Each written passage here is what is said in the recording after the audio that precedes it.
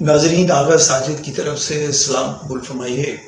ناظرین، پاکستان کی سیاسی معاشرتی صورتحال بہت تیزی کے ساتھ تبدیل ہو رہی ہے اور پاکستان کو بہت سارے چیلنجز کا سامنا ہے۔ سپریم کورٹ نے، جیسا کہ آپ جانتے ہیں، پرویز الہی صاحب کو وزیر اعلیٰ پنجاب نامزد کیا ہے۔ اس کے علاوہ مہنگائی، غربت، بے روزگاری نے غریب لوگوں کا جینا دوبر کر رکھا ہے۔ تو ناظرین، ایسے ہی سیاسی، سماجی، معاشی مسائل پر گفتگو کے لیے آج ہم نے دعوت دی ہے۔ ہمارے مہمان ہیں مسلم لیگ کاف یوتھ ونگ ضلع سیالکوٹ کے جنرل سیکریٹری محترم جناب رانا جمشید صاحب۔ تو ناظرین، آئیے آپ کی ان سے ملاقات بھی کرواتے ہیں اور ان کی کھٹی میٹھی باتیں بھی سنتے ہیں۔ رانا صاحب، کیا حال ہے آپ کا؟ جی الحمدللہ، اللہ کا شکر۔ رانا صاحب، رانا صاحب، چودھری پرویز الہی آپ کی جو جماعت ہے کاف لیگ، ان کے وزیر اعلیٰ پنجاب نامزد ہو گئے ہیں، تو آپ کیسا محسوس کر رہے ہیں؟ جی الحمدللہ، اگر سر میں سمجھتا ہوں کہ چودھری پرویز الہی صاحب کا وزیر اعلیٰ بنا پنجاب کے لیے اور انشاءاللہ اس ملک کے لیے بہتر ہوگا۔ اچھا رانا صاحب، جیسے کہ آپ دیکھتے ہیں کہ چودھری پرویز الہی پہلے بھی وزیر اعلیٰ پنجاب رہے ہیں، تو کیا آپ سمجھتے ہیں کہ وہ اس طرح بھی پنجاب میں کوئی سیاسی مؤثر کردار ادا کر سکیں گے؟ اعوذ باللہ من الشیطان الرجیم، بسم اللہ الرحمن الرحیم۔ الصلاۃ والسلام علیکہ یا رسول اللہ، الصلاۃ والسلام علیکہ یا حبیب اللہ۔ اگر سب دیکھیں، کسی بھی کام کو کرنے کے لیے سب سے پہلے انسان کی نیت ہوتی ہے۔ الحمدللہ ہماری نیت اس ملک کے لیے پہلے بھی صاف تھی اور آج بھی ہم اس ملک کی بہتری کے لیے خوش ہیں۔ جیسا کہ آپ نے ہمارا پہلا دور دیکھا، الحمدللہ ہمارے کیے ہوئے کام جو اس دور میں ہم نے کیے، آج تک عوام ان کو سراہ رہی ہے۔ اور اس کے بعد بھی جو ہمارے اس وقت ہم نے پروگرام بنائے تھے لیکن مکمل نہ کر سکے، اور آج تک وہ پروگرام چل رہے ہیں۔ جیسا کہ آپ نے دیکھا، اس دور میں ہمارا 1112 پٹرولنگ پولیس، وارڈن پولیس، اس کے بعد فری ایجوکیشن اور فری ہیلتھ، جو ہماری اولین ترجیح تھی اور آج تک وہ چل رہے ہیں۔ فری ایجوکیشن اور ہیلتھ اس طرح تو نہ چل سکے جو ہمارا مشن تھا، لیکن جیسے بھی لنگڑے لولے چل رہے ہیں، انشاءاللہ ہم سب سے پہلے ان کو بہتر کریں گے۔ اس کے بعد اگر لاہور شہر کی بات کریں تو لاہور کا رنگ روڈ وہ بھی ہمارا ہی منصوبہ ہے۔ اس کے بعد اورنج لائن وہ بھی ہمارا ہی منصوبہ تھا، لیکن جو ہماری خواہش تھی اس طرح نہ بن سکا۔ ہمارا یہ تھا، جو ہمارا پلان تھا وہ انڈر گراؤنڈ تھا، جس کا فائدہ یہ ہونا تھا کہ نہ تو روڈ ڈسٹرب ہونے تھے اور نہ ہی گرد و نواح کی بلڈنگ وغیرہ۔ جی، اور الحمدللہ چلیں آج وہ پایت کمین تک پہنچ چکا ہے۔ حال ہی میں آپ نے دیکھا لاہور سیالکوٹ موٹر وے، یہ بھی ہمارا ہی منصوبہ تھا، صرف اس کی جگہ تبدیل کر کے نام چینج کیا گیا۔ چلیں ہمیں خوشی ہے کہ ہمارے دل میں جو خواہش تھی وہ پوری ہو گئی، لیکن اس منصوبے کا اور ہمارے منصوبے کا فرق کیا ہوا؟ روڈ تو بن گئی لیکن ہمارا مقصد روڈ بنانا نہیں تھا۔ جو ہمارا منصوبہ تھا اس میں لاہور اور سیالکوٹ کے اس روڈ کے ساتھ ساتھ 5 یونیورسٹی بھی تھی جو نہ بن سکی، لیکن انشاءاللہ اگر اللہ تعالیٰ نے موقع دیا تو ضرور جناب وہ جو ہماری پلان ہے، کیونکہ ہمارا پلان ہی ہے کہ جب تک ہماری قوم پڑھے گی نہیں آگے نہیں بڑھے گی۔ سب سے پہلے ہم ہیلتھ اور ایجوکیشن پہ زور دیں گے۔ جیسا کہ آپ دیکھتے ہیں گورنمنٹ ہاسپٹل کی حالت، کہ لوگ صرف ڈاکٹر کو دکھانے کے لیے سفارش ڈھونڈ رہے ہوتے ہیں۔ انشاءاللہ ہم ایسا سسٹم بنائیں گے کہ ہر غریب تک سہولت پہنچ سکے۔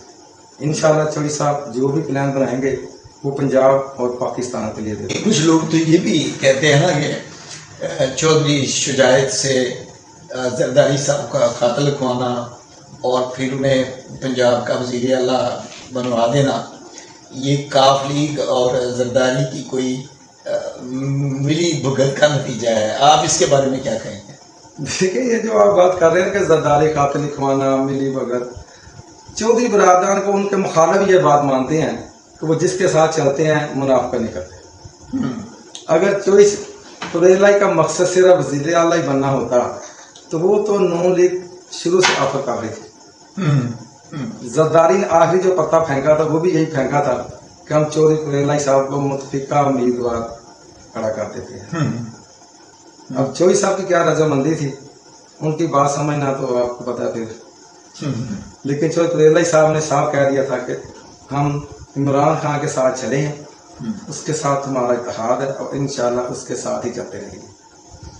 یہ نہیں آپ کا کہنا ہے کہ انہوں نے ہمیشہ مفاد کی سیاست کی ہے؟ اچھا، یہ بھی خبر آ رہی ہے کہ چودھری شجاع صاحب کو جو ہے پارٹی کی صدارت سے علیحدہ کیا جا رہا ہے، تو آپ اسی کس نظر سے دیکھ رہے ہیں؟ دیکھیں بات کسی کی ہوتی ہے بتاتا کوئی ہمیں، تو ابھی تک پارٹی کی طرف سے ایسی کوئی ہدایت نہیں ہے اور نہ ہم اس بات پہ کوئی بات کر سکتے ہیں۔ یہ انشاءاللہ جب مشاورتی میٹنگ ہوگی اس میں فیصلہ ہوگا، یہ کسی ایک بندے کا تو فیصلہ نہیں ہے، یہ تو جب بھی سارے بیٹھیں گے بلائیں گے دیکھیں گے کیا حالات بنتے ہیں۔ لیکن چوہدری صاحب پہ مجھے دلی دکھ ہے کہ ہم 20 سال سے ان کے پیچھے اسی بات پہ لگے ہوئے تھے کہ چوہدری صاحب ایک بڑی وزادہ شخصیت ہے، لیکن اینڈ پہ چوہدری صاحب نے جو پورا ملک داؤ پہ لگا دیا اور جو ان 2-3 دن میں ملک پہ کرائسس آئے، سارا ملک جام کر دیا۔ میں چوہدری شجاع صاحب کو کیا کہہ سکتا ہوں، مگر افسوس ہے۔ اب دیکھیں اس دن وہ جو ہمارے 10 MPs ہیں ان کی جو کفیت ہوگی یا وہ جانتے ہیں ان کا خدا جانتا ہے۔ جو بھی گھر کے معاملات تھے میں نہیں سمجھتا کہ چوہدری صاحب کو ان کو سیاست میں لانا چاہیے تھا۔ تو باقی یہ ہے کہ پارٹی سے ہٹانا یا نہ ہٹانا یہ تو ہر ورکر کی آواز بن چکی ہے کہ چوہدری صاحب کو اب خود ہی وزارت چھوڑ دینی چاہیے، کیونکہ پارٹی کو پہلے بھی آپ کو بتایا کہ پریلائی صاحب ہینڈل کرتے ہیں، آج بھی وہی کریں گے۔ اور اگر سالک اور مونس کا آپ جوڑ دیکھیں تو مونس رائی کی محنت ہے پارٹی کے لیے، ہر ورکر کے ساتھ اس کا رابطہ ہے، رات دن محنت کرتا ہے، کوشش کرتا ہے، تو اس کو اس کا بینیفٹ ملتا ہے۔ سیاست میں باپ بیٹا کوئی نہیں ہوتا، محنت ہوتی ہے جس کی بھی ہوتی ہے۔ تو ایسی کوئی ابھی یہ نہیں کہہ سکتا کہ اس بات میں صداقت ہے یا نہیں ہے، یہ تو جب وقت آئے گا انشاءاللہ۔ اگر لڑائی تھی سب کے سامنے آ گئی ہے تو یہ بات بھی ہوگی سب کے سامنے آ جائے گی۔ اچھا رانا صاحب، ایک یہ بھی صورتحال بڑی اس کے اوپر بڑی بات ہو رہی ہے کہ پرویز الہی صاحب کو عدلیہ نے وزیر اعلیٰ بنا دیا، لیکن اس جو فیصلہ ہے ہم اس فیصلے کو دیکھتے ہیں کہ اس کو صرف کاف لیگ اور PTI کی اس فیصلے کو حمایت حاصل ہے۔ وکلاء کی جو صاف تنظیموں کے سابق صدور ہیں، سول سوسائٹی ہے، ساری اپوزیشن جماعتیں ہیں، انہوں نے اسے متنازع قرار دیا ہے اور وہ اس کو تسلیم ہی نہیں کر رہے ہیں۔ تو آپ اس فیصلے کو کس نظر سے دیکھتے ہیں؟ دیکھیں صاحب، جہاں تک فیصلے کا تعلق ہے یہ تو پورے پاکستان کو پتا تھا کہ اسپیکر کی رولنگ ہی غلط ہے۔ وہ کمپیریزن کر رہے تھے اس کو اس فیصلے کے ساتھ، حالانکہ اس فیصلے کا اس وقت کا اس کا آپس میں کوئی لنک نہیں ہے۔ وہاں پہ جو ورکر ان کے ممبر تھے وہ پارلیمنٹ سے منعقد ہوئے تھے، یہاں پہ ایسا کوئی سسٹم ہی نہیں تھا۔ جب پارلیمانی اجلاس ہوا اس میں سب ممبرز نے اتفاق رائے سے صدر صاحب جو پارلی کے سربراہ جو شجاع صاحب تھے ان کے آرڈر پہ سب نے لبیک کہا۔ اور دوسرا یہ دیکھیں ہم نے کسی کو ووٹ نہیں دیا، ہم نے تو اپنی پارٹی کو ووٹ دیا۔ یہ تو ایلیگیشن تب لگتا جب ہمارے کوئی ممبر اپنی پارٹی چھوڑ کے کسی دوسرے کو ووٹ دیتا، ایسا کچھ۔ اب دیکھیں ایک ایسی جہالت ہے کہ ایک بندہ خود اپنا ووٹ کاسٹ نہیں کر سکتا، وہ کہتا ہے جی قانون یہ کہہ رہا ہے کہ پرویز الہی اپنا ووٹ دوسرے بندے کو دے کہ اس کے مخالف میں۔ یار یہ تو جہالت ہے، قانون تو نہیں ہے، پتہ ان کو بھی تھا سارا کہ فیصلہ ہمارے خلاف ہی آنا ہے، اس میں کوئی صداقت نہیں ہے، اس لیے ہم نے تو مانا۔ لیکن افسوس کی بات یہ ہے کہ نون لیگ کا یہ وتیرہ ہے کہ اگر فیصلہ ان کے حق میں آئے تو جج بھی اچھے، عدلیہ بھی اچھی، اور ذرا سا خلاف آ جائے تو جج بکاؤ، مال بکاؤ، जज करप्ट, फिर रिश्तेदारी निकालते हैं जी, फलां जज की भांजी के बेटे के ताए का बेटा उनका रिश्तेदार है। यार अफसोस है, अच्छा अब इस मुल्क में ऐसा नहीं होना चाहिए। कम अज कम अदलिया समझना चाहिए। हम नहीं, असर तो नहीं, ऐसा नहीं मुमकिन था कि अदलिया जो है इतना दबाव था अपोजिशन का, लार्जर बेंच बना देती और उसका जो फैसला था वो सारी सियासी कुव्वतों को मंजूर होता और मुल्क में अमन कायम हो जाता। आप इसके बारे में क्या ख्याल है आपका? देखिए, अगर आप कह रहे हैं ना कि लार्जर बैंक बन जाता, तो आपका क्या ख्याल है? अगर यही फैसला आता ये मानते? इन्होंने कभी भी नहीं मानता था, ये तो हो ही नहीं सकता ना। वो तो कहते हैं कि फैसले हमारी मर्जी के। यार मैं हैरान हूँ इस पार्टी पे कि इनका किस किस्म का जहन बन चुका है। ये खुद को हुक्मरान नहीं समझते, ये आप मालिक समझते इस मुल्क का कि हम मालिक हैं, फैसला हर चीज़ हमारी मर्जी के मुताबिक आना चाहिए। लेकिन अब ऐसा नहीं आएगा साहब, ऐसा नहीं हो सकता अब इस मुल्क में। इनकी मिसाल तो मैं ऐसे देता हूँ, एक तोता और तोती सफर कर रहे थे, अच्छा, जंगल से गुजरे, शाम का टाइम हो गया, उन्हें एक कौवा मिल गया। कौवे ने पूछा भाई कहाँ जा रहे हो? उसने कहा जी हम मुसाफिर हैं, फलां जगह पे जाना है। उसने कहा आप लोग मुसाफिर हो, जंगल का आपको पता नहीं है, रास्ते का पता नहीं, आप लोग मेरे घर में रात रुक सकते हो, मुझे खुशी होगी अगर आप लोग मेरे मेहमान बने। उसका रवैया देख के तोते और तोती ने वहां रुकने का फैसला कर लिया। उसने काफी औभगत की, रात गुजरी, सुबह जब वो चलने लगे तो कौवे ने तोती का बाजू पकड़ लिया। उसने कहा तुम कहाँ जा रही हो? उसने कहा भाई मैं अपने हस्बैंड के साथ जा रही हूँ। अच्छा, उसने कहा तुम तो मेरी बीवी हो। अच्छा, अब ये सिलसिला देख के तोता भी परेशान है, तोता भी परेशान। अच्छा, खैर मामला काजी का पास चला गया। काजी उस वक्त का था, जब उसने दोनों तरफ से बात सुनी तो फैसला पीडीएम के खिलाफ आ गया। अच्छा, अच्छा, जब वो चलने लगे तो काजी ने कौवे से पूछा कि तुमने ऐसा क्यों किया? उसने कहा जी देखे मुझे पता था कि फैसला मेरे खिलाफ आना है, लेकिन मैंने तो एक लुच डाला था। इनकी आदत है सब बन चुकी है, क्योंकि ये नहीं चाहते किसी दूसरे बंदे को बर्दाश्त नहीं कर सकते, लेकिन अब अवाम ऐसा नहीं कर लेगी।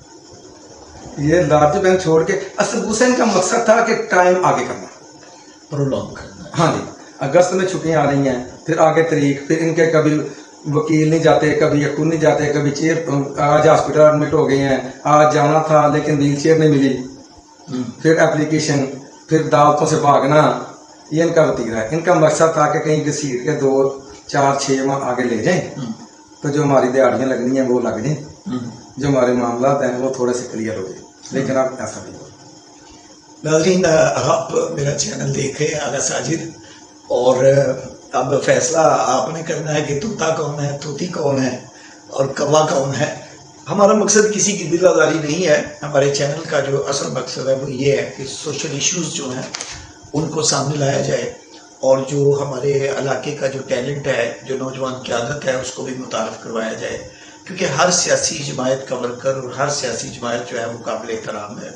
तो नाज़रीन देखते रहिए, हम बढ़ते हैं अपने अगले सवाल की तरफ। अच्छा राना साहब, एक और बात, पार्टी के मुस्लिम लीग नून के अंदर से भी आवाज़ें उठ रही हैं कि भाई नून लीग जो है उसको इन हालात में हुकूमत नहीं लेनी चाहिए कि उसको मरकज़ी हुकूमत से बाहर आ जाना चाहिए, और कुछ लोग तो ये कह रहे हैं कि शहबाज शरीफ के लिए ये हुकूमत ऐसे ही है जैसे कि वो कंबल वाली मिसाल कि मैं तो कंबल को छोड़ता हूँ, कंबल मुझे नहीं छोड़ता। तो क्या उन्हें हुकूमत से अलहदा हो जाना चाहिए? आप क्या समझते हैं? देखिए अगर साहब, जब इन्होंने हुकूमत ली थी उस दिन नवाज शरीफ का एक बयान था कि हम हुकूमत नहीं करना चाहते थे, हमारे अपने कुछ लोगों को इक़्तिदार का शौक। हाँ, ये बात वाज़ेह हो गई है ना, इनके आपस में इख्तलाफ तो हैं, लेकिन यार हुकूमत बना कर उन्होंने अपना नुकसान क्या किया? उनके लिए नैब एक लटकती तलवार थी जिसकी उन्होंने गर्दन काट दी। इक़्तिदार में आना चाहिए था उनको, ये हम लोग कहते नहीं आना चाहिए, लेकिन उनको आना चाहिए था। उनके लिए ये मौत थी, उन्होंने अपनी मौत को ख़त्म कर दिया, अपनी ज़िंदगी में बदल दिया। बाकी मुल्क का क्या है, मुल्क तो चलता रहता है, 70 साल से 75 साल से खा रहे हैं, कब ये ख़त्म हुआ है? उन्हें पता है कि इस मुल्क में बरकत है, इसको जितना खाएंगे उतना ही इसमें बरकत पड़ती है। رانا صاحب ایک ذاتی سا سوال ہے. آپ کی بھتیجی محترمہ قمر لیاقت ہماری بھی بیٹی ہیں, وہ مسلم لیگ نون کی ایم پی ہیں, اور آپ کے بھائی رانا احمد صاحب وہ مسلم لیگ نون کے جرمنی کے عہدیدار ہیں, یوتھ ونگ کے, اور آپ کاف لیگ میں ہیں. تو ایک ہی گھر کے تین بندے جو ہیں وہ مختلف پارٹیوں میں ہیں, تو آپ نے کاف لیگ کیوں جوائن کی؟ کیا وجہ تھی اس کے پیچھے؟ کیا سوچ تھی یا کیا مقاصد تھے؟ آگا صاحب آپ بہت شرارتی ہیں. ہاں جی, شرارتی تو میں ہوں. آپ گھما پھر آگے اسی بات پہ آ ہی گئے ہیں. اتنا لمبا چکر مجھے لگایا اسلام آباد, کراچی, پنجاب, سندھ, بلوچستان, اور اس بات پہ آگے ہیں. چلے آپ کی وساست سے اکثر دوست یہ بات پوچھتے ہیں, لیکن میں اگنور کر دیتا تھا. اب میں آپ کی وساست سے یہ سب کو بتا دیتا ہوں. دیکھیے سیاست ایک ایسی چیز ہے کہ جس کا شوق انسان کو خود ہو جاتا ہے, یہ کوئی کرواتا نہیں ہے. سیاست کا شوق تو بچپن سے ہی تھا, لیکن میں نے باقاعدہ طور پہ 90 میں سیاست کا آغاز کیا. یوتھ ونگ جام کے چیمہ کا پریزیڈنٹ بنا, اور جام کے چیمہ میں فرسٹ ٹائم مسلم لیگ کا دفتر بھی میں نے ہی بنایا تھا. اس سے پہلے کوئی پراپر آج تک دفتر نہ بن سکا. تنظیم سازی کی, محنت کی. اس کے بعد آپ کو پتا ہے کہ ہمارا اس وقت جو پی پی ایل کا 107 تھا, پھر میں اس کا پریزیڈنٹ بنا. اس کے بعد 97 میں میں حلقہ NA 87 تھا, اس کا پریزیڈنٹ بنا. پھر کچھ عرصہ کے لیے میں باہر چلا گیا بیرون ملک رہا. جب 2002 میں کاف لیگ قیام میں آئی, میں واپس آیا تو سب دوست رابطے میں تھے, نون لیگ کے اور کاف لیگ کے. اب چونکہ وہ سارے دوست تھے, ہم نے اکٹھے سارا یہ محنت کی تھی, کام کیا ہوا تھا, اچھے ریلیشن شپ تھی ہماری. تو جب دوستوں نے رابطہ شروع کیا تو میرے لیے بہت بڑی ٹینشن کی بات تھی کہ کس کے ساتھ چلنا ہے. اللہ تعالیٰ گری کرامت کرے میرے والد صاحب, وہ جام کی غیر متنازع شخصیت تھی, لیکن سیاسی شعور رکھتے تھے. میں نے پھر ان کے ساتھ بات کی, یہ معاملہ ہے, اب مجھے سمجھ نہیں آ رہی, گھر بیٹھ نہیں سکتے, کسی کے ساتھ چلنا ہے. تو والد صاحب نے کہا کہ دیکھو نواز شریف جو ہے نا, یہ تو کوئی مسلم لیگی نہیں ہے, یہ تو امپورٹڈ ہے. اچھا, لایا گیا ہے. اچھا, ٹھیک ہو گیا. اچھا, باقی چودھری برادران وہی بات کہ وہ تو خاندانی لوگ ہیں, ان کا کردار ہے پاکستان کے لیے, مسلم لیگ کے لیے, شروع سے مسلم لیگ میں, شروع سے. تو آپ کو ان کے ساتھ چلنا چاہیے. بس پھر کاف لیگ جوائن کی, اور آج تک اس کے ساتھ چل رہے ہیں, اور انشاءاللہ چلتے رہیں گے. یہ جمہوریت ہے, جمہوریت میں کسی کو پابند نہیں کیا جا سکتا.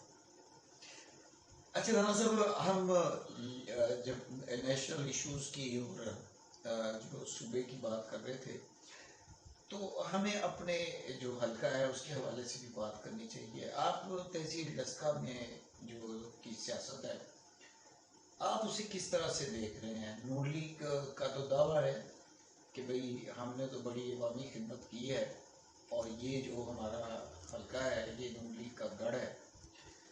تو آپ آنے والے جو الیکشنز ہیں اس میں آپ اس کو کس طرح سے دیکھ رہے ہیں؟ کیا نون لیگ جو ہے وہ اپنی مقبولیت قائم رکھ پائے گی؟ اس کے بارے میں کیا خیال ہے؟ دیکھیں گا صاحب, جہاں تک تو آپ تحصیل ڈسکہ کی بات کرتے ہیں, تو میں تو تحصیل ڈسکہ تو بڑی دور کی بات ہے. آپ کے سامنے جو چیزیں ہیں وہ میں آپ کے سامنے رکھتا ہوں, فیصلہ آپ کے عوام کے ہاتھ میں. میں جام کے چیمہ سے بلانگ کرتا ہوں. جام کے چیمہ تحصیل ڈسکہ کا سب سے بڑا قصبہ ہے. اور جیسا کہ آپ کو بھی پتا ہے کہ 30-40 سال سے ہمارے MP اور MN نون لیگ کے ہوئے, ہمارے نون لیگ ٹھیک ہو گیا. وقت کے ساتھ ساتھ پارٹی بدلتی رہی, سارے معاملے چلتے رہے. دیکھیں مجھے اختلاف کسی سے نہیں ہے, کوئی نون لیگ ہے, PTI ہے, کاف لیگ ہے, دوسری جو پارٹیاں ہیں, میں اپنی پارٹی کو ڈیفینڈ ضرور کرتا ہوں, لیکن جس کے اچھے کام ہیں اس کی تعریف کرنی چاہیے. لائک کرتے ہیں, تعریف کرتے ہیں, اچھے کام کرتے ہیں. جمیل شاہ نے اچھے کام کیے جام کے لیے, اچھی بات ہے. لیکن مجھے سر ایک بات بتائیں, جب 2002 میں کاف لیگ کی حکومت آئی, اس وقت میں کاف لیگ کا تحصیل ڈسکہ کا پریزیڈنٹ تھا. میں نے کوشش کی جام کے چیمہ کے لیے جتنا ہو سکتا تھا, گرلز اسکول اور بوائز اسکول کے اطراف میں اینٹوں کا سو لگوائے. اس وقت اینٹوں کا وہ سو لگتے تھے وہ لگوائے. اس کے بعد بہت ساری گلیاں جام کے چیما کی بنی, گیس ڈلوائی گئی, جو جام کے ایکسچینج تھی ڈیجیٹل ایکسچینج کوشش کر کے وہ کروائی گئی. ٹھیک ہے. اس کے بعد اڈے سے لے کے ہاسپٹل تک روڈ بنا, کام ہوئے. نہیں میں یہ نہیں کہتا کسی نے کام نہیں کیا, وقت کے ساتھ ساتھ کام ہوتے گئے, ضرورتیں بڑھتی گئیں. لیکن آج مجھے جو تکلیف ہوتی ہے جام کے چیما کی حالت دیکھ کے دکھ ہوتا ہے کہ وہ لوگ جو اس وقت جام کے چیما کے ٹھیکیدار کہہ سکتا ہوں, کرتا دھرتا کہہ سکتا ہوں, کہ جو یہ سمجھتے ہیں کہ ہم نے ہی جام کا ساتھ اٹھایا. اچھی بات ہے, ہمارے بھائی ہیں, دوست ہیں, دیکھیں محنت کر رہے ہیں کہ جام کے لیے. لیکن یار مجھے کچھ باتوں پہ افسوس ہے لوگوں پہ. سب سے بڑی اس ملک کی پرابلم ہے کہ ہم لوگ پھنس چکے ہیں صرف گلی اور نالیوں. M P M L A کا یہ کام نہیں ہونا چاہیے. لیکن ان کا یہ کام نہیں تھا. بات دور نکل جائے گی. جیسے کہ جب ہمارا دور آیا مشرف نے ایم پی اور ایم ایل اے کی تعلیم رکھی. مقصد یہ تھا پڑھے لکھے لوگ آگے ہیں. لیکن جیسے ہی ان کی حکومت آئی انہوں نے سب سے پہلے یہ قانون ختم کیا. ہم جام کے حوالے سے بات کرتے ہیں. ٹھیک ہے, وہی بات آگے نکل گئی ہے, چلے پھر پیچھے آ جاتے ہیں. تو اب جام کی حالت دیکھیں اس وقت موجودہ صورتحال میں, جس گلی میں پانی کھڑا ہوتا ہے نالی گلی بنا دوں گی, یار حل نہیں ہے. یہ پیسہ ضائع کرنے والی بات ہے. سیوریج پرابلم تو سیوریج ہے نا, پرابلم گلی نہیں ہے کہ گلی بنا دی جائے اور ہم لوگ اسی پہ بس فخر کرتے ہیں کہ ہماری گلی بن گئی. یار یہ نہیں. مجھے ایک بات بتائیں, جام کے چیما کی باتیں 30-40 ہزار کی باتیں ہو چکی ہے تقریباً. نہر سے لے کے واجد آباد تک تقریباً 1.5-2 کلومیٹر کا ایریا ہے. اور کام کرنے والے کتنے ہیں؟ 3 یا 4 جو ورکرز ہیں, ورکر جو ہیں. ٹھیک ہے. یار ان لوگوں نے کیوں نہیں کوشش کی؟ جب M P A Noon League کا, M L A Noon League کا, ڈسٹرکٹ چیئرمین نون لیگ کا, سارا کچھ نون لیگ کا تھا, ان کا اپنا تھا, ان کے ہاتھ کے لوگ تھے. تو یار انہوں نے کیوں نہیں کوشش کی کہ کہیں سے ہمیں کو 5-10-20 بندے دیں, کم از کم ہمارا مسئلہ حل ہو سکے. اتنی آبادی کے لیے صرف 3 سینیٹری وہی. اس لیے میں حیران ہوتا ہوں کہ ان کی سوچ یہاں تک کیوں نہیں گئی. اس کے آگے آپ دیکھیں جام کے چیما میں گرلز کالج بنا, بہت اچھی کوشش تھی. جس نے بھی کوشش کی جیسے بھی بنا بن گیا. یار کالج کی بلڈنگ بننے تک کی کیا یہ کام تھا؟ پھر بات وہیں پہ آ گئی نا, لگاتا ہے تو کھاتا ہے. اس کے بعد کیوں نہیں اس کا کسی نے سوچا؟ آپ میرے ساتھ چلیں, سو جا کے دیکھیں کالج ایک ویرانے کی شکل اختیار کر چکا ہے. کالج میں سٹاف نہیں ہے, 600-700 بچی کا ایڈمیشن ہے. اور جب مرضی میں چیلنج کرتا ہوں سب لوگوں کو, جا کے دیکھیں 100-150 سے اوپر بچی کالج بنی جا رہی, کیونکہ سٹاف نہیں ہے. کیوں نہیں آج تک ان لوگوں نے کوشش کی کہ وہاں پہ سٹاف ہو؟ اب غریب آدمی فون نہیں کر سکتا خرچ. آگا صاحب اب روٹی پوری نہیں ہو رہی, کون اپنی بچیوں کو پیسے دے کے پڑھائے؟ اگر یہ سہولت آ گئی جان بھی چھوٹی بات نہیں ہے کسی قصبے میں کالج بننا. لیکن افسوس کی بات ہے یار ان لوگوں نے اس سے آگے کیوں نہیں بڑھے.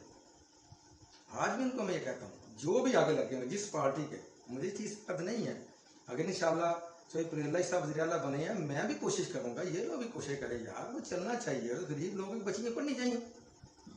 اس کے آگے آئیں, آگے پانی کی ٹینکیاں دیکھیں, 2 ٹینکیاں کروڑوں روپے لاگت سے بنی.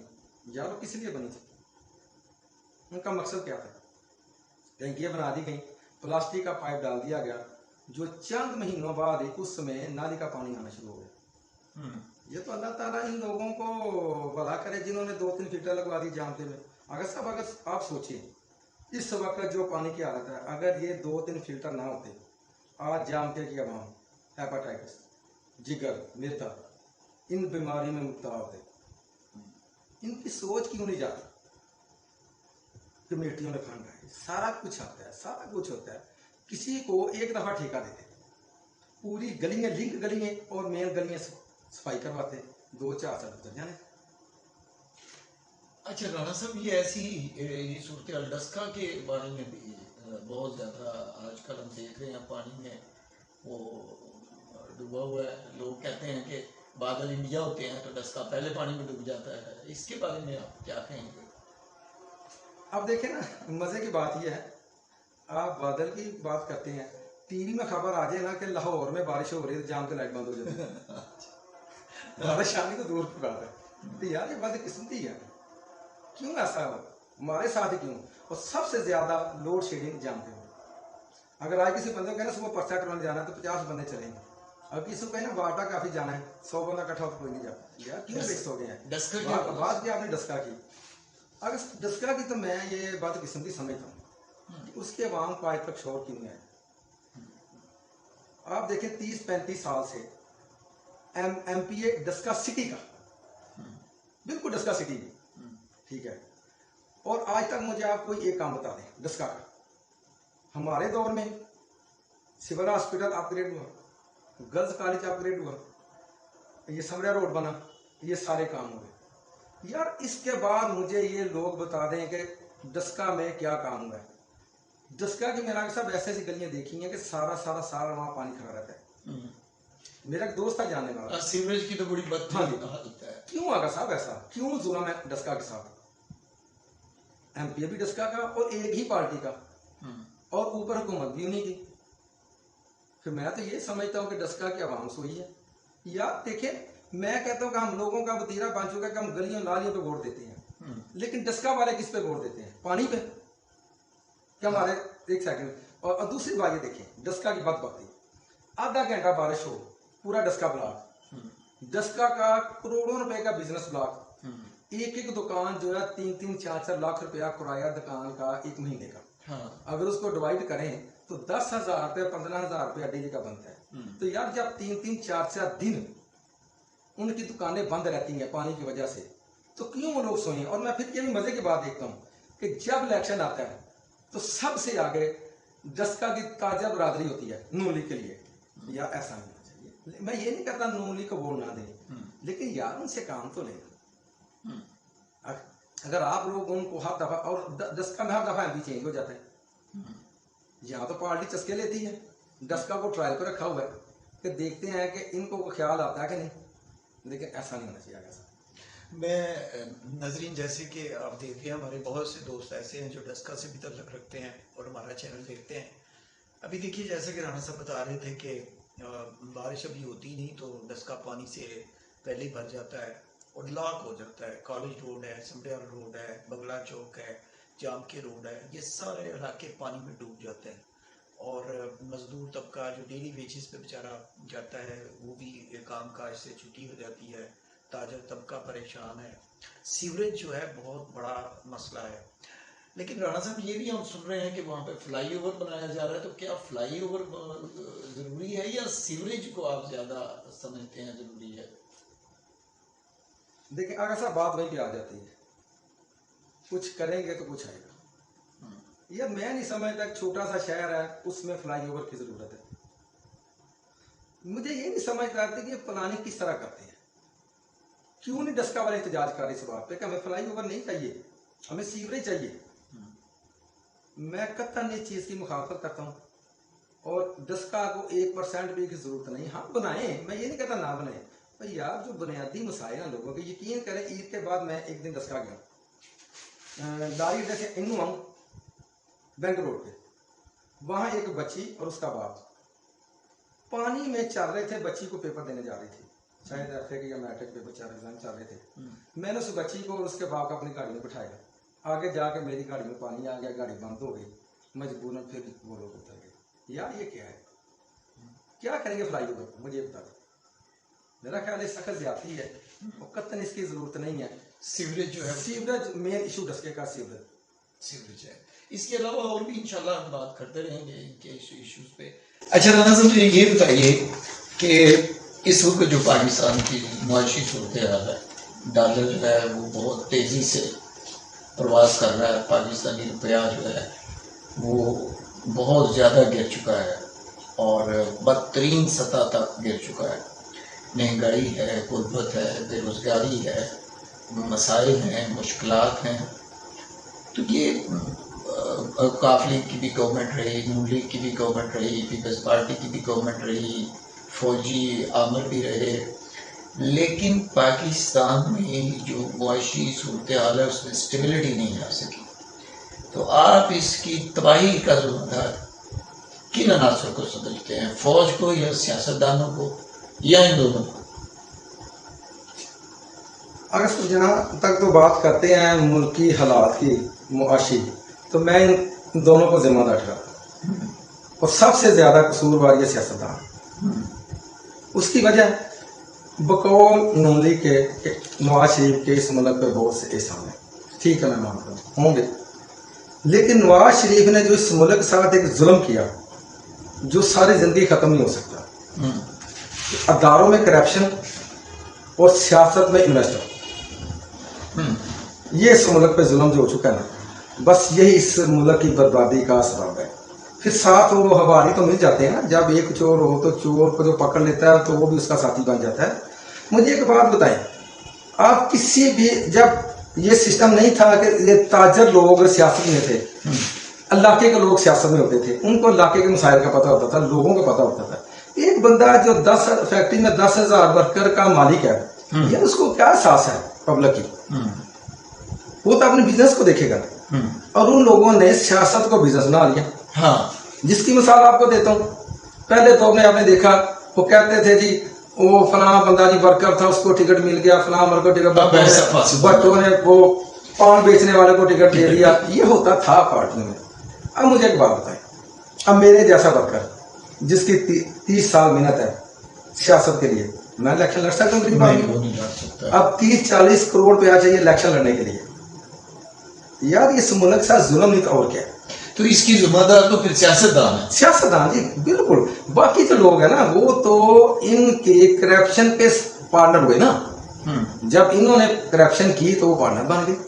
जब इन लोगों को पता था और ये तो बड़ा अलमिया है कि आपकी जो 70% आबादी है वो गुर्बत की लकीर से नीचे है। ऐसे ही है, तो वो तो पहले ही इस इलेक्शन का हिस्सा नहीं है। और बाकी वो लोग जिनके पास सरमाया है और जो पैसे दे सकते हैं पार्टी फंड की शक्ल में या टिकट लेने की शक्ल में, जो भी डील है, सिर्फ वही इलेक्शन लड़ सकते हैं। आम जो आदमी है उसके तो बस का रोग ही नहीं है कि वो इलेक्शन लड़ सके। अक्सर उसकी एक वजह है, और ना पार्टियों से टिकट लेती। उसकी वजह है ना सर, देखिए, अगर तो कोई गरीब आदमी इलेक्शन लड़ेगा, चला भी जाता असेंबली में, तो उसने बात किसकी करनी है? गरीब। उसने तो इन लोगों की बात नहीं करनी। हाँ, और यही वजह ना, देखें, अगर गरीब आदमी असेंबली में जाएगा तो वो फिर ये नहीं कहेगा कि अंडे इतने के किलो और आलू इतने के दर्जन। हाँ, तो उससे तो पता है, वो खुद खरीदता है। बिल्कुल ऐसा है, बिल्कुल। इन लोगों को तो इन चीजों का पता ही नहीं है। आप मुआशरत की बात करें, बहुत बड़ा अलमिया है, बहुत बड़ा। और ये जानबूझ के इस अवाम के साथ किया गया कि ये लोग वहां तक ना पहुंच सके। और उसकी दूसरी मिसाल देखें, बात वहीं पर मेरी आ गई है जहां आपने मुझे रोका था कि हमने जब वो तलीम फिक्स की, इन लोगों ने सबसे पहले आगे तलीम खत्म की। अब मुझे बताएं, एक असेंबली मेंबर है, उसका काम क्या है यार? उसका काम दलिया नारी है? नहीं आगा साहब, उसका काम कानून साजी है। आपने 40-40 साल पुराने सियासतदान देखे हैं जो असेंबली में जाके बैठ के सो के आ जाते हैं। और दूसरी बदबख्ती इस मुल्क की ये है कि ये जो आज तक यहाँ पे कानून बना हुआ है कि यार इसको उर्दू में किया जाए, सिस्टम को, जो आज तक नहीं हो सका। कौमी जुबान है, हमारी कौमी जुबान है। अब एक बंदा असेंबली में इंग्लिश में बात कर रहा है, दूसरा क्या समझेगा? समझे बताएं, कितनी हमारी आबादी जो पढ़ी लिखी है। बिल्कुल ऐसा है। ये सबसे बड़ी एक इनकी सोची समझी स्कीम है। गरीब आदमी वहां तक ना पहुंच सके, वो यकीन करें। और इसकी आज वजह यह कि मैंने, अगर हम सिर्फ मैट्रिक के बच्चे का स्टार लेवल होता है एजुकेशन का, अगर आप मैट्रिक की उर्दू की बुक देख लें, उसमें यकीन करें इस किस्म के शेर हैं कि पढ़ाने वाले को शर्म आती है कि मैं स्टूडेंट को इसका क्या ट्रांसलेशन करके बताऊं। यार ये क्या खुला। और जिस तरह बड़ी होशियारी से और अक्लमंदी से सिलेबस से दीन को निकाला जाए। हाँ, बिल्कुल ऐसा। और उसकी वजह यह कि लिमिटेड लोग हैं जो आगे आ रहे हैं, दूसरे लोग आगे नहीं आ सकते। और मुआशरत की बात करें, मुझे अगर सब अक्सर दुख होता है इस बात पे कि देखिए हमारे मुल्क, हमारा मुल्क अल्हम्दुलिल्लाह हम एटमी कुव्वत है, दुनिया हमें मानती है, जहाज तक हमने बना ली है, आप दूसरे बना ली, एटम बना लिया, यार गाड़ी नहीं बना सके, क्यों? और इस देखिए हमारा सारा पैसा इसी मद में पाकिस्तान से बाहर जा रहा है, जापान में, क्यों ऐसा है? अच्छा राणा साहब, ये प्रोग्राम हमारा काफी तवादत इख्तियार करता जा रहा है। इंशाल्लाह कुछ दिनों के बाद फिर बैठेंगे। अच्छा, मैं ये कहना चाहूँगा कि आप काफली के नौजवानों को क्या पैगाम देना चाहते हैं? देखिए, मेरा पैगाम उनके लिए यही है कि उठो, अब मुल्क को आपकी ज़रूरत है। बहुत हो चुका, इन लोगों ने बहुत कमा लिया, बहुत खा लिया, अब काम करना पड़ेगा। इंशाल्लाह हमारा बासरा चला, तब वही लोग आएंगे जो इस मुल्क के हमदर्द और मुल्क में जीने और मरने वाले होंगे।